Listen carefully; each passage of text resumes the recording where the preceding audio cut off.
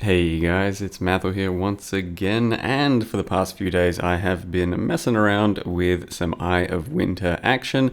That was the next build that came to me after a few people said Eye of Winter, and I thought, yep, Eye of Winter Deadeye sounds pretty damn fun, and I wanted to make it some kind of Spellslinger mechanic. And my attempt here is to try and make it sort of a hybrid Elemental Hit and Spellslinger Eye of Winter as a Deadeye. It is pretty similar to the attempt that I had with Elemental Hit Deadeye last league, where I tried to hybridize with Ice Spear, but it feels slightly more successful in the hybrid aspect of it, because I think the Eye of Winter is actually doing plenty of work in this setup, whereas the Ice Spear last time was kind of an afterthought. So I'm trying my best to not get carried away with scaling LE hit DPS, which by all means can be very good, and I can just make an LE hit Deadeye similar to last time, maybe with a few tweaks. So we are trying to instead focus on both things at once. So we've got an Eye of Winter in a Poet's Pen at the moment, and an Eye of Winter in a Spellslinger. So you might notice that I'm shitting out two different Eye of Winters, one with a Celestial MTX and one without. The one without the MTX is in my Spellslinger hat setup, I think, at the moment.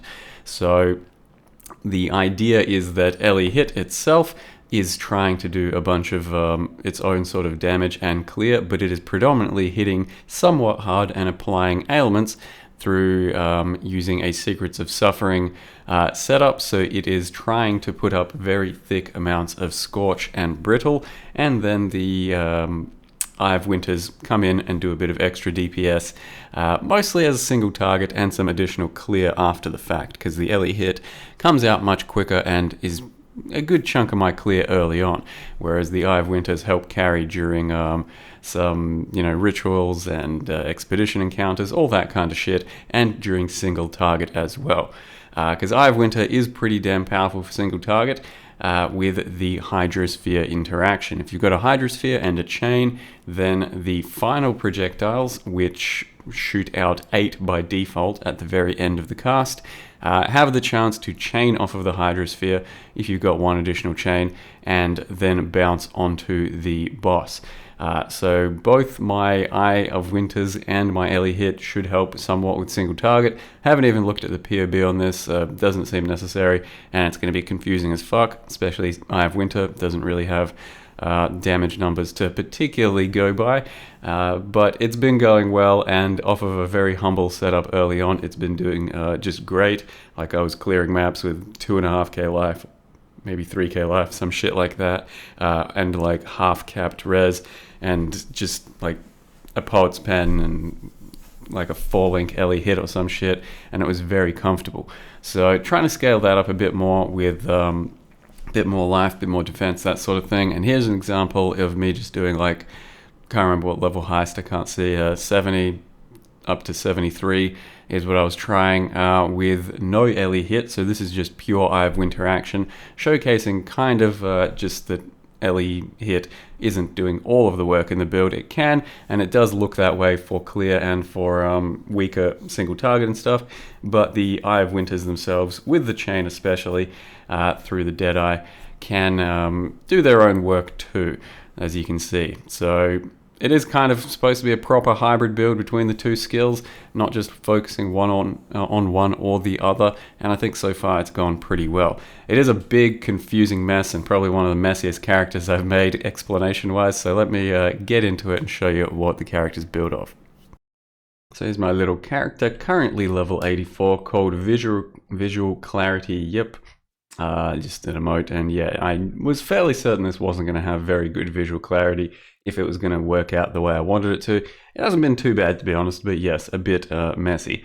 And I also figured it could turn into a totem Eye of Winter, similar to Ice Spear Deadeye totems, just replacing it with Eye of Winter basically, and it would have been pretty good, and I knew that was kind of a fallback plan, I was pretty sure. But the build is based off of Poet's Pen, Spellslinger, and also LE hit currently, and we are using Deadeye Ascendancy for the additional chain, or 2 additional projectiles, which gives 2 additional just for LE hit on the spread, and also 2 additional at the back end of the Eye of Winter. So when Eye of Winter travels, and then finally dissipates, there'll be 2 additional projectiles spreading out right at the end. We also used Gathering Winds for Tailwind, and then of course Focal Points to get Sniper's Mark to be more effective, because Sniper's Mark for any projectile stuff is insane, and that makes it more powerful. So that's a pretty damn good use of Deadeye as far as I'm concerned. Most projectile-based things seem very Deadeye-ish to me. The passive tree is a bit of a mess. I am trying to just pick up some life, some crit, and 1 cluster, which gets me just some random crap. In this case, it is Inspired Oppression, Disorienting Display, and Prismatic Heart. And then I've got Eye of the Storm and Astonishing Affliction, so I'm trying to make my ailments quite a bit more powerful, and then a bit of crit over here since we do need some crit, but basically a lot of the crit and the power from Brittle is what gets us our damage scaling and crit. Hits have up to 15 crit, which is base crit against Brittle enemies based on the cold damage of the hits, and throughout most content so far I'm easily capping out that 15% thanks to the LE hit. We've also got Scorched, however, that have their elemental resistances lowered by up to 30, and that becomes pretty powerful as well when stacked with Elemental Equilibrium and our entire setup of the Admiral and Eye of Malice. So this is where things get a bit confusing, because basically what the Admiral does is elemental damage you deal with hits is resisted by lowest elemental resistance instead. So essentially, it makes it so Elemental Equilibrium benefits all of your elements, as long as you're not hitting with all 3 elements at once and just giving it a positive 25 to everything. Because when you hit with all 3 elements, you don't weaken any one element, and it's fucked. If you hit with, let's just say, Cold and Lightning, you weaken Fire to, let's say, -50. That just means that with the Admiral, that means that your lightning and cold damage will also base off of that -50 fire. So it sets a good baseline for all of your elemental damage to be scaled off of just 1 weakest resistance. And when we stack that with, let's say, Scorch and also this hat, which instead of just increasing nearby enemies' fire and cold resist, what it does is increase their negative values. So if, let's say, we get a boss down to -50 negative resists, thanks to these interactions, instead of -50, it would go down to -75 because it's increased by 50%. So basically, you've got cold and fire exposure from here, which gives us another bit of extra minus resists. We've got the elemental equilibrium happening, we've got the scorch happening, and hopefully that means a lot of bosses will be in the negatives and then also enhanced by Eye of Malice for further negative increases, if that all makes sense. So with that in mind, the Admiral, I've used it like once before. If it works the way it's supposed to, like I just fucking mentioned, which I think is how it works, it's goddamn powerful, and I'm surprised it's not used more often. It's got, you know, good resists, a bit of extra evasion and stuff. So it's not a nothing chest entirely, it just doesn't have life or some other meme stuff like power charge on crit, but ultimately -50 resists in many builds that can fit it in is absolutely massive and pretty damn powerful stuff. It also comes with a pretty fancy graphic of its own, so it does look very nice. Let me just take the cloak off too so you can see. That's basically just art that comes with the item already, so pretty damn cool stuff. In any case, that's kind of how I'm trying to base my character off. I haven't finished building the rest yet. I'm still using a praxis because with Poet's Pen and Spellslinger, basically you do consume mana on every attack now, as you might be able to notice through my mana bar. Just as I'm attacking, even let's say without LE hit, so this is just default attacking, we are consuming mana through our Poet's Pen and our Spellslinger. Eye of Winter currently here costs let's see, 21 mana, we've got 17 mana, and I'm also using Sniper's Mark, which is 23 mana. So I've got 2 Spellslingers, one in this setup here, which is Spellslinger, Eye of Winter, Inspiration, Power Charge on crit. I'll probably get rid of the Power Charge on crit and do something else like Cold to Fire or Hypothermia. We then got Inspiration, Eye of Winter, and Hypothermia over here, and I've got another Spellslinger attached to Sniper's Mark. So I do need the Helm enchant to make it a bit smoother, so reduced by 15% mana reservation.